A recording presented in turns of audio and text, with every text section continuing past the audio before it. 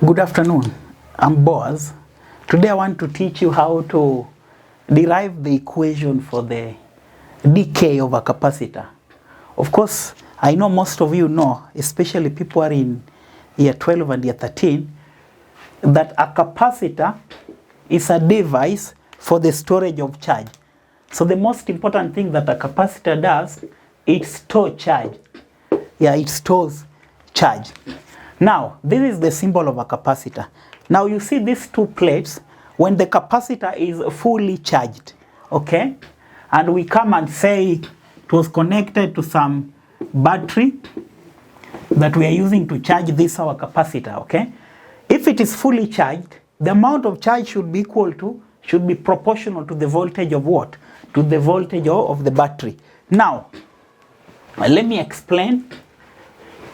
One of the things that you need to know that the charge, when it is fully charged, charge is denoted by letter Q in coulombs. It is directly proportional to what? Directly proportional to the voltage.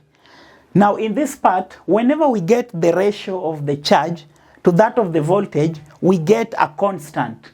If you get C, divide by V, you get a capital letter C. And that C, we normally call it capacitance. That one we call capacitance. So capacitance is the ratio of that charge and the voltage. And I know at this stage, most of you in A levels, you should know that charge is simple. Current is the flow of charge. And remember, charge is measured in coulombs. Okay? Now voltage is the PD. PD is the potential difference. And we need to know that the PD, which is the potential difference, is measured in volt. It's measured in voltage. Okay? And at the same time, we normally say that 1 volt should be equal to 1 joule per coulomb. Should be equal to 1 joule per coulomb. So it is the energy that drives that particular charge.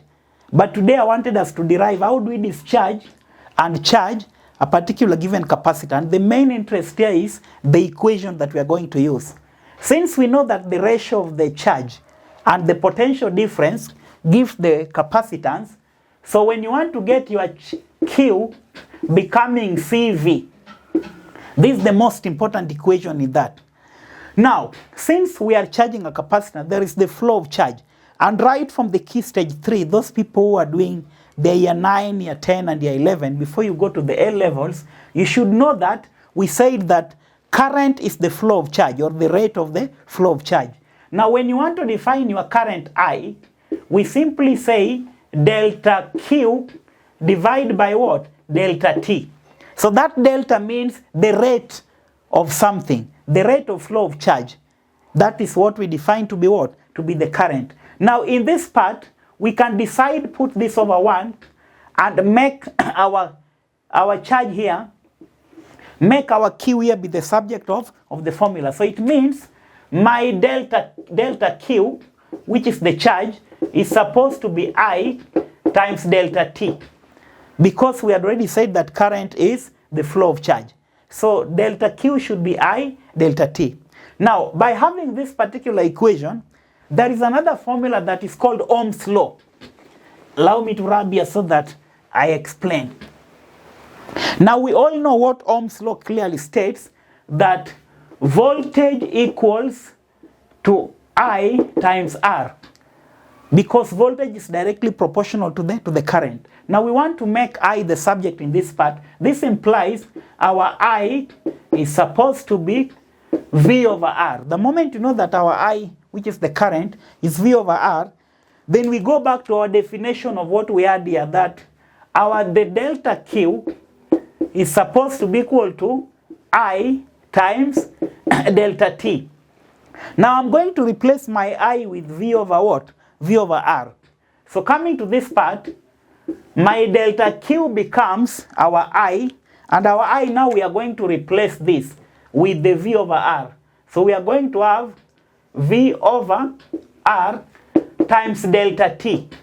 I've just replaced my current with from the Ohm's law, where I is also V divided by R. Now, knowing that delta Q should be V over R times delta T, remember I had already said that when you get the ratio of the charge, okay, divide by the voltage, we are supposed to get what? Capacitance, letter C. Okay? Which implies my Q becoming CV. My charge here is supposed to be CV. So we want to replace this particular voltage, which means you can divide this by capacitance, divide it by capacitance. So capacitance will go, so my voltage becomes the charge divided by what?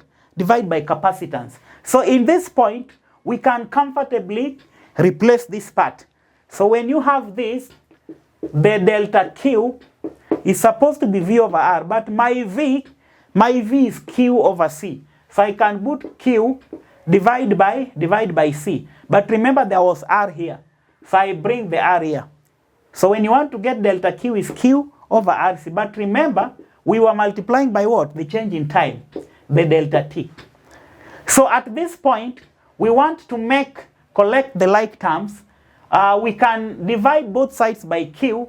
So you get we are going to get our delta Q divide by this Q. If you divide both sides by Q, then the other end, you also do what? You also divide by T. So this side, what will remain, we are going to have, because this Q has already gone to the denominator, we are only going to have delta T divided by RC. And if you are discharging your capacitance, means something decaying, something reducing, you make this to be what? To be a negative. And remember this now a differential, a derivative, first order differential equation. So we can integrate this side, we bring the integral sign in both cases. So at this point, when I integrate, we all learn, remember very well that we learned that the integral of 1 over x to the dx becomes the natural log of x. Whenever you integrate 1 over x, so we simply get the natural log of x. So here we are also integrating 1 over q to the dq. So it means I'm going to get the natural log of what? Of q. Okay? And we are running from where it started, the q naught, to a particular value of charge, the original charge that is now decaying to a certain value. Then we equate it. When we integrate this, we know very well with the t, and RC is a constant. So you bring negative 1 over RC, then we multiply by t. Because when you integrate a variable, for example, if I integrate just the dx, I'll simply get x value. So when you come here and integrate 1 over RC, which is being a constant, then the integral of the delta t becomes what? Becomes t.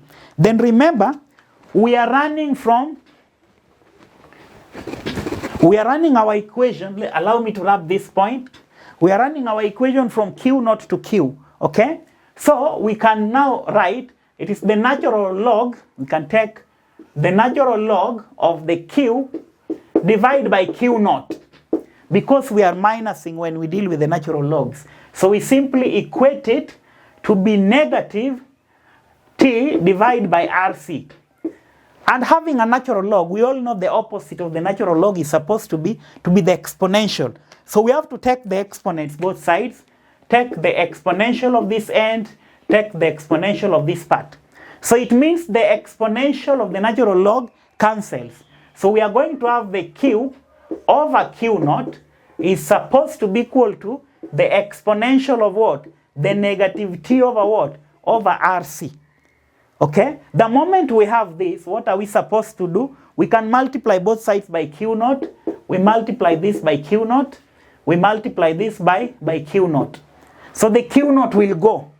So when you arrive at this point, now this is our equation. Our equation for decaying of the capacitance of the discharge, our charge is supposed to be the q naught times E negative t over RC. So this is the most important equation when you deal with the capacitance. That when you want to get a q, the charge should be equal to the q naught as a product to the exponential of the negative t over RC.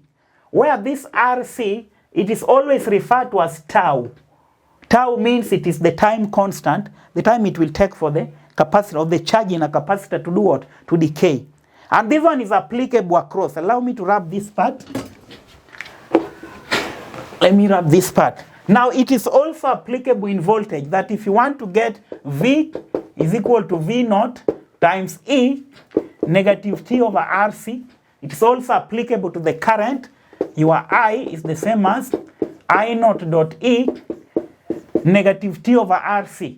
Okay? And we can also now, from what we just derived, that our charge is supposed to be Q naught times the exponent of negative T over RC. So these are the equations that we are going to use majorly whenever we are discharging a capacitance.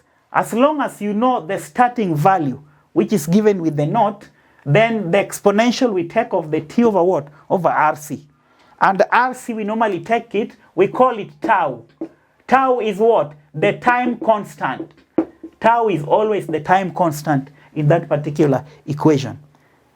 So what did I say? I said capacitor we use to store charge. And when we talk about current, current is the rate of flow of charge. And anytime in both mathematics and physics, if we mention the word rate, okay, we divide per unit time. Like for example, if we talk a variable y, the dy by dt, which is the time element. So something per unit time is the rate at which something is happening. So I think this is a very important equation that is also used in the medical laboratories and scientists, how to know maybe the decay of a radioactive substance. Even in the medical field, we use this equation, but now we have to develop the models in the programming, the coding. We can code it so that it can help you to come up with a model, like modeling in the medical field. So you see a particular drug, how it works, especially in farm or in general hospital about medication, treating of people. The amount of drugs in the body of the patient. So this is a very important equation. Otherwise, you're most welcome to our videos and lectures. You can subscribe, like, and share to your friends. And most importantly, you can also take some of the notes to people who are doing the year 13 and the year 12, because this is majorly in the A levels. Welcome to our center in Lavington. We are based in Lavington. We do homeschooling. We do mentorship. Like yesterday, we had some mentorship on time management and target setting. You can also come. We have evening tuitions and also on the weekends. Welcome to our channel.